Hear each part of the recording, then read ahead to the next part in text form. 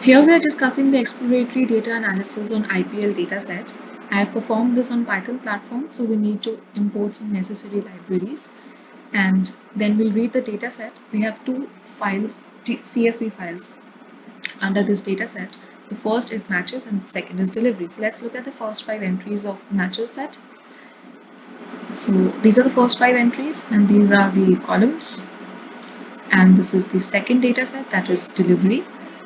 5 rows and we have 21 columns in this.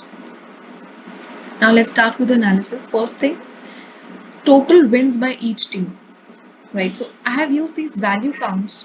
This line of code gives the total wins by each team in the sorted order. Value counts always give the result in sorted order, and we can see that the maximum number of times Mumbai Indians has won the matches. And through this graph also it is clearly inferred that Mumbai Indians has won the maximum number of times, followed by Chennai Super Kings, Kolkata Knight Riders, and so on. Now, Mumbai Indians has won the maximum number of matches by runs, and Kolkata Knight Riders has won the maximum matches by wickets. Right now, these are the top 10 players of the IPL. Not a much margin, so we can say that Chris Gale and AB de Villiers are the top players of the IPL. Right, so let's depict this graphically, and here we can see clearly that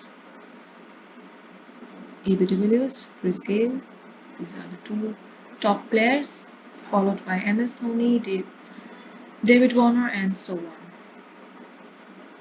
Next, let's discuss the correlation between toss winning and match winning. Basically, we are here finding the factors that affect the match winning. So firstly, we'll find the relation between the toss winning and match winning team. So we can see there is a positive correlation here, and also a positive correlation between toss decision making and match winning. Right, so a team which is likely to win the toss is also likely to win the match. This is something we can infer from this graph. Next, the toss decision committing to the win or loss of the match.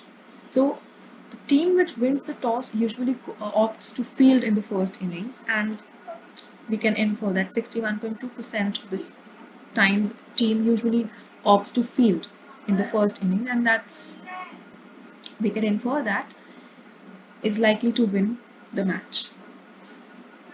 Now we have the season-wise winner, right? Then we have the team hitting maximum number of fours, maximum number of sixes. Then the player which has taken the maximum wickets is SL Malinga, and here we have top 10 batsmen Suresh Raina, followed by Virat Kohli, and so on.